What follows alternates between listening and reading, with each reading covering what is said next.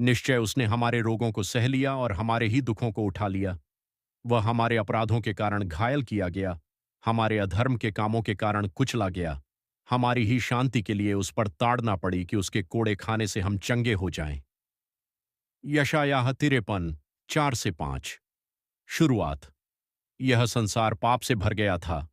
हर मनुष्य अपने रास्ते पर भटक गया था। लोगों के दिलों में प्रेम कम और घृणा अधिक हो गई थी। लेकिन परमेश्वर ने मनुष्य को नाश होने के लिए नहीं छोड़ा। परमेश्वर ने संसार से इतना प्रेम किया कि उसने अपना इकलौता पुत्र दे दिया। वह पुत्र था प्रभु यीशु मसीह। क्योंकि परमेश्वर ने जगत से ऐसा प्रेम रखा कि उसने अपना इकलौता पुत्र दे दिया। यूहन्ना 3:16। यीशु इस संसार में आए। उन्होंने अंधों को दृष्टि दी, लंगड़ों को चलाया, बीमारों को चंगा किया, पापियों को क्षमा दी। उन्होंने हर उस व्यक्ति से प्रेम किया जिसे संसार ने ठुकरा दिया था, लेकिन लोगों ने उनके प्रेम को नहीं समझा। वह तुच्छ जाना जाता और मनुष्यों का त्यागा हुआ था। वह दुखी पुरुष था। यशायाह 53:3। जिस प्रभु ने लोगों को जीवन दिया, उसी प्रभु को लोगों ने ठुकरा दिया। धार्मिक अगुओं ने यीशु से बैर रखा। वे उन्हें मार डालना चाहते थे। फिर वह रात आई जब यीशु अपने चेलों के साथ बैठे थे। उन्होंने रोटी तोड़ी और कहा, यह मेरा शरीर है जो तुम्हारे लिए दिया जाता है। यीशु जानते थे कि अब बलिदान का समय आ गया है। यह मेरा शरीर है जो तुम्हारे लिए दिया जाता है। लूका 22:19।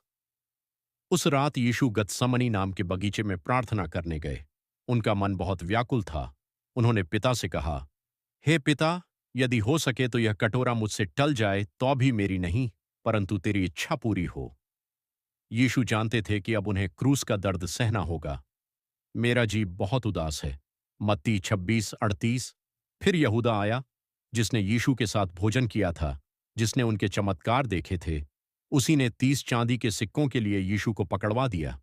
वह सैनिकों को लेकर आया और यीशु को छूम कर बोला, यही है। और सैनिकों ने प्रभु को पकड़ लिया। यहूदा ने चुंबन देकर यीशु को पकड़वाया। मत्ती 26:48। यीशु निर्दोष थे। उन्होंने कोई पाप नहीं किया था। फिर भी उन्हें अपराधी की तरह बांधा गया। सैनिकों ने उन्हें मारा, उनके चेहरे पर थूका, उनका उपहास किया। उन्होंने कांटों का मुकुट बनाया और यीशु के सिर पर रखा। उनकी पीठ पर कोड़े लगाए गए। हर कोड़ा शरीर को चीर रहा था। लहू बह रहा था, लेकिन यीशु चुप रहे। वह सताया गया तो अभी उसने सह लिया और अपना मुंह न खोला। यशायाह 53:7। फिर यीशु को भारी क्रूस उठाकर चलना पड़ा। वह थक चुके थे। उनके शरीर से लहू बह रहा था। हर कदम दर्द से भरा था। लोग हंस रहे थे, कुछ लोग अपमान कर रहे थे, लेकिन कुछ स्त्रियां रो रही थीं।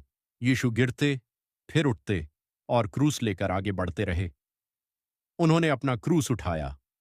यूहन्ना 19:17। फिर वे उस स्थान पर पहुंचे जिसे गुलगुता कहा जाता है।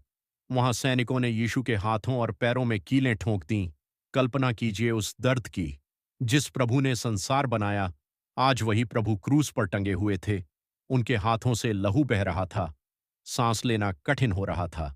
फिर भी उन्होंने कहा, हे पिता, इन्हें क्षमा कर, क्योंकि ये नहीं जानते कि क्या कर रहे हैं। हे पिता, इन्हें क्षमा कर।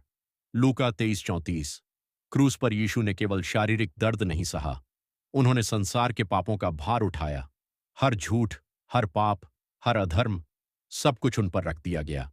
वह निर्दोष होकर भी दोषी ठहराए गए ताकि हम क्षमा पाएं। यहोवा ने हम सबके अधर्म का बोझ उसी पर लाद दिया। यशायाह 53:6। 3 घंटे तक अंधकार छाया रहा। फिर यीशु ने ऊंचे शब्द से कहा, पूरा हुआ, और उन्होंने अपना प्राण त्याग दिया। धरती कांप उठी। मंदिर का पर्दा फट गया। क्रूस पर बलिदान पूरा हो चुका था। पूरा हुआ। यूहन्ना 19:30। लेकिन कहानी यहीं समाप्त नहीं हुई। तीसरे दिन कब्र खाली पाई गई। मृत्यु यीशु को रोक नहीं सकी। वह जी उठे। उन्होंने मृत्यु पर जय पाई। उन्होंने पाप पर विजय पाई, और आज भी वह जीवित हैं। वह यहां नहीं है, वह जी उठा है। मत्ती 28:6। अंतिम संदेश। यीशु ने क्रूस पर जो दर्द सहा, वह केवल सजा नहीं थी, वह परमेश्वर का प्रेम था। उन्होंने अपने आप को बलिदान कर दिया ताकि हम अनंत जीवन पाएं। आज भी यीशु हर टूटे हुए दिल को पुकारते हैं। वह कहते हैं, हे सब परिश्रम करने वालों और बोझ से दबे लोगों, मेरे पास आओ, मैं तुम्हें विश्राम दूंगा। उसके कोड़े खाने से हम चंगे हुए। यशायाह